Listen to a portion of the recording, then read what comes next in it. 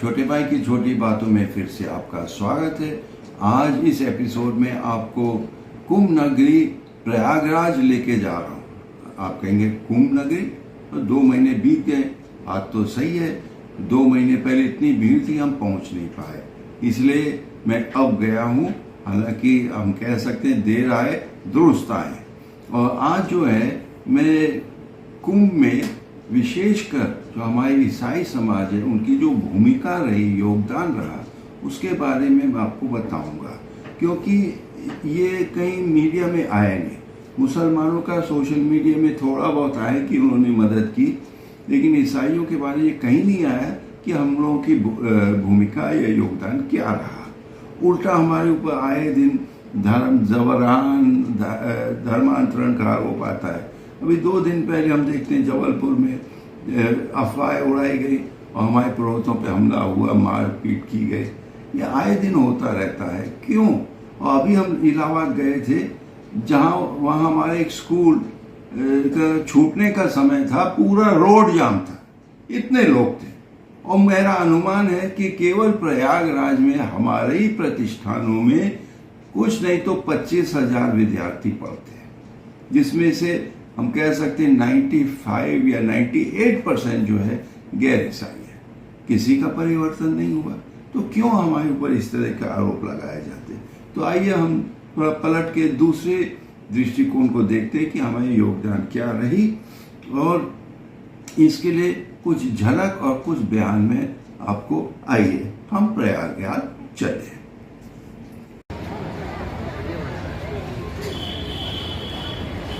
ये है Nazareth hospital Allahabad, अब प्रयागराज, और उनके जो निर्देशक हैं सदैव इसिदोर डिसूजा। हम लोग यहाँ नाज़रेथ हॉस्पिटल में हैं, और हमारे साथ में यहाँ के जो एडमिनिस्ट्रेटर साहब हैं, अपने इसिदोर डिसूजा साहब, रेवरेंड इसिदोर डिसूजा, आपने बहुत बड़े काम किए हैं। जैसे हम देख रहे हैं, महाकुंभ 2025 में आपने विशाल भंडारा कराया, और इसके बारे में आप कृपया करके स्वयं अपने बेशकीमती शब्दों में, मधुर वचन में हमको बताएं कि आपने क्या किया और क्यों किया। मौनी अमावस्या के समय में और विशेष करके वसंत पंचमी के समय में हमने देखा कि कई सारे लोग हमारे इसी सामने वाले सड़क से होकर जा रहे थे। ये संगम के मार्ग पे है, ये संगम के मार्ग पर है। यहीं से जहाँ तक गाड़ियाँ आगे चौराहे गाड़ियाँ आती थी, उसके बाद उनको पैदल ही जाना था। अच्छा। हमने देखा कि कई सारे लोग बड़े से हजारों में, लाखों में लोग यहाँ से होकर जा रहे थे। बच्चे हैं, बुजुर्ग हैं, युवा हैं, महिलाएं हैं। तो कई सारे लोगों को हमने देखा कि बहुत थके हुए थे एकदम। कभी कभी 4 कदम उठाएंगे, जाके बैठ जाएंगे। तो हमने सोचा है कि इन लोगों को हो सकता है कि खाने पीने के लिए कुछ नहीं मिला हो। सरकार ने कहा या अपने मन से किया? हम लोगों ने अपने से किया है। हमने उनको देखा है कि मानवता के नाते हमने देखा है कि आपको प्रेरणा मिली। जी हाँ, हमने सोचा है कि उनके लिए हमको कुछ करना चाहिए। तो आपने क्या किया? पहला दिन मौनी अमावस्या के दिन हम लोगों ने लगभग 12 बजे शुरू किया है। चाय और बिस्किट और ये कुछ स्नैक्स उनको दिया है, नाश्ता हमने दिया है।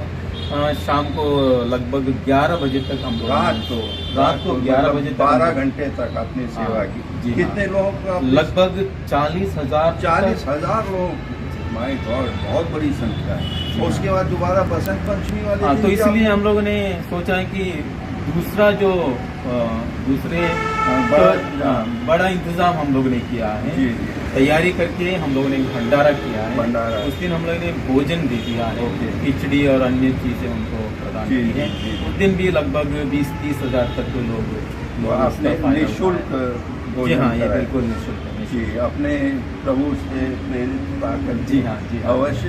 क्या कुछ लोगों ने, आप तो ईसाई होकर के हमको खिला रहे हैं? जी हाँ, क्योंकि यहाँ सामने हो रहा था, क्रूस भी दिख रहा था।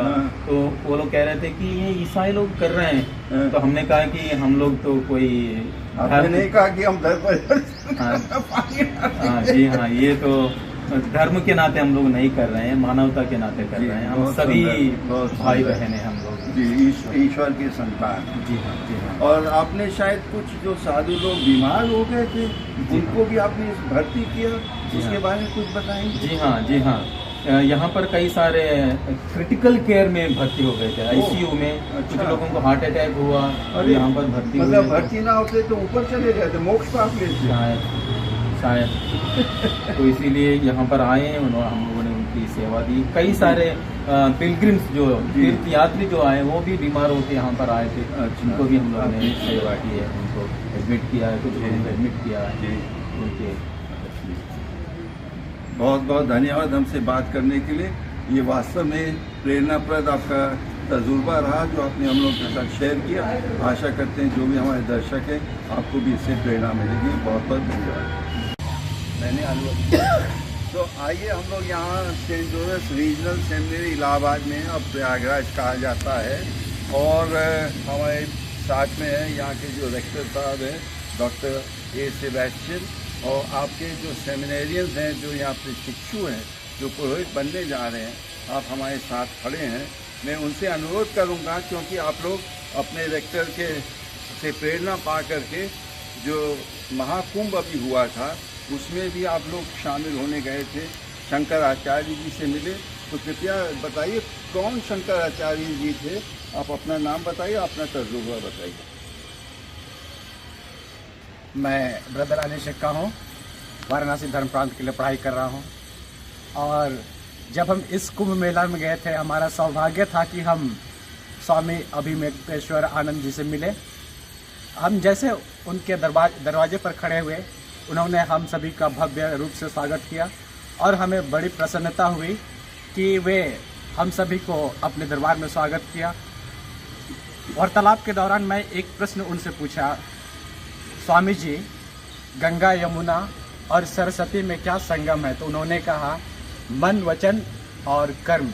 वाह, क्या बात। उसके बाद जो हमारे अंदर जो विचार प्रस्फुटित होते हैं वे नेक होते हैं। उसी प्रकार ऋषि मुनियों ने सदियों से वहाँ गंगा स्नान करके और फिर जो ज्ञान का जो गंगा है लोगों में जो विचार भरते हैं और उन्हें मुक्ति का मार्ग बताते हैं, ये मुझे बहुत अच्छा लगा। और आए दिनों हर दिन हम न्यूज़पेपर में पढ़ते थे महाकुंभ के बारे में और लोगों के साधारण विश्वास को प्रत्यक्ष रूप से देखा और हमें बहुत प्रसन्नता हुई। धन्यवाद। बहुत बहुत धन्यवाद। हम आशा करता हूँ कि जो आपने ज्ञान हासिल किया है वो दूसरों तक भी पहुँचेगा। आइए आप भी अपना अनुभव बताइए। मेरा नाम भाई महेश भूरिया है। मैं उदयपुर धर्म प्रांत के लिए पढ़ाई कर रहा हूँ। मैं महाकुंभ के बारे में कुछ बताना चाहता हूँ। यहाँ इलाहाबाद प्रयागराज में रहते हुए ये हमारा बहुत ही सौभाग्य की बात है हमारे लिए कि हमारे गुरुकुल आचार्य ने हमें ये एक अनुमति दी थी कि हम जाकर इस महाकुंभ का अनुभव करें। हमें बहुत ही बड़ी खुशी हुई थी जब हम स्वामी अभिमुक्तेश्वर से मिले थे। बहुत ही अच्छी बात थी और हमने देखा जब तक हमारी सोच थी, जब तक हम उनसे मिले नहीं थे, एक अलग ही सोच थी। हमारी सोच दूसरे धर्मों के प्रति कुछ अलग है। तो लेकिन सोच में अंतर क्या परिवर्तन क्या हुआ? जब हम उनसे मिले तो एकदम वहाँ का वातावरण है कि एकदम विपरीत था। हम जब सोचते थे कभी कभी हम हमारे धर्म के कारण डर जाते हैं, लेकिन जब हम वहाँ जाके देखे इतना भव्य रूप से उन्होंने हमारा स्वागत किया। हमें उनके कमरे में ले जाकर उनसे बिठाया, कम से कम आधा घंटा हमारे साथ बात की। वार्तालाप के दौरान एक बात कही उन्होंने, हमें शिक्षा के रूप में बोला। एक विष और अमृत के बारे में उन्होंने बताया। उन्होंने कहा कि हम मनुष्य के अंदर दोनों चीज़ें पाई जाती है, अमृत और विष, लेकिन ये हमारे ऊपर है कि हम उसका उपयोग किस प्रकार से करें।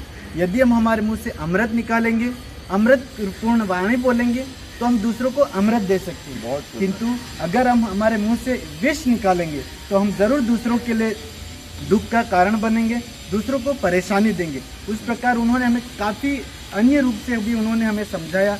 जब उन्हें पता चला कि हम भी इस दुनिया को, इस संसार की मोह माया को छोड़कर ये हमारा जीवन लोगों के लिए समर्पित करने जा रहे हैं, तब उन्होंने हमें बहुत अच्छी अच्छी बातें बताई और हमें बहुत कुछ सीखने को मिला। धन्यवाद।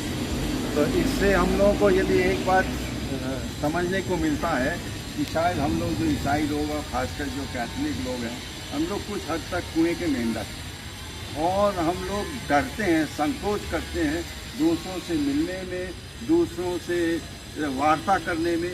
लेकिन जो हमारे संत पापा है पोप फ्रांसिस, वो सुन्नी के जो हेड है मिस्र में उनसे मिले, जो शिया लोगों का हेड है इराक में उनसे मिले, और जो ग्रीक ऑर्थोडॉक्स तमाम लोगों से उन्होंने वार्ता की।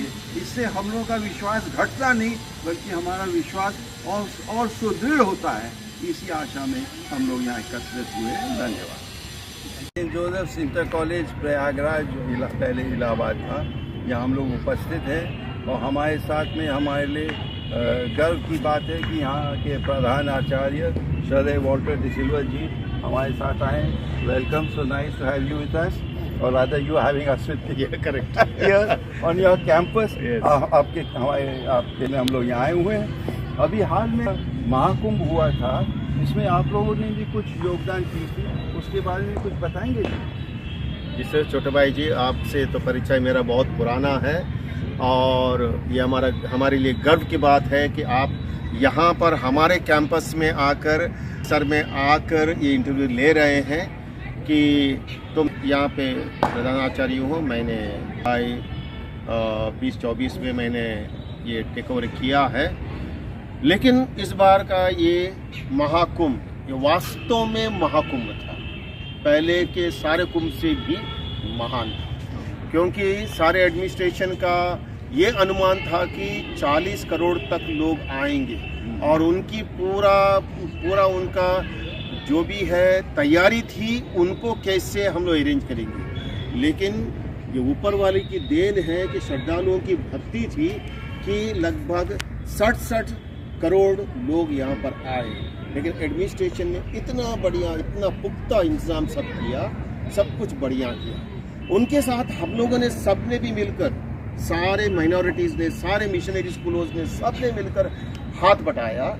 हमसे भी मांगा गया कि आपका कैंपस जब भी ज़रूरत पड़े आपको देना पड़ेगा। हमने बताया जी, क्योंकि ये एक सामूहिक त्योहार है। तो उन्होंने हमसे ये कहा था कि जब भी रात को रुकने के लिए और दिन में भी भीड़ ज़्यादा होती है, उनको रुकने के लिए आपका स्थल दीजिएगा। हमने पूरा सहयोग दिया। जितने भी लोगों को एडमिनिस्ट्रेशन ने यहाँ रुकने को भेजा, हम लोगों ने उनको अच्छी तरह से उनके विश्राम का प्रबंध किया, उनकी जल सुविधा सब कुछ का भोजन और सबको भोजन खिलाया और आगे दूसरे दिन भोर में रवाना किया, ताकि जब जाकर भोर में जाकर वो गंगा स्नान कर। अति सुंदर, ये आपका बहुत ही सुंदर योगदान रहा है। और साथ साथ मैं समझता हूँ, क्योंकि हम लोग अल्पसंख्यक हैं, अक्सर हम लोग के ऊपर आरोप लगाया जाता है कि तुम लोग बाहर के हो, तुम लोगों को देश से मतलब नहीं है। लेकिन आपने सिद्ध किया है, साबित किया है कि हम लोग असली देशभक्त हैं। और इस देशभक्ति की श्रृंखला में हम ये देख रहे हैं कि हमारे पीछे एक ये टैंक है और हमारे बगल में एक फाइटर एयरक्राफ्ट है, और उस कोने में हम देख रहे हैं कि एक सबमरीन का टॉर्पीडो भी है। मतलब आर्मी, नेवी, एयरफोर्स तीनों जो हमारे सेनाएं हैं उसके प्रतीक चिन्ह यहाँ है। इसके पीछे क्या रहस्य है? इसके पीछे रहस्य ये है कि इस विद्यालय के पढ़े लिखे छात्र ये तीनों सेनाओं के विभाग में सर्वोच्च पद पर रह चुके हैं, सर्वोच्च पद पर, और ये उनका कंट्रीब्यूशन है। ये विजयानंता जो है, ये हिंदुस्तान का पहला बिल्ट आत्मनिर्भर टैंक है, पहला, और उसको हम लोग धन्य हुए हैं। ये हमारे संस्था को मिला है।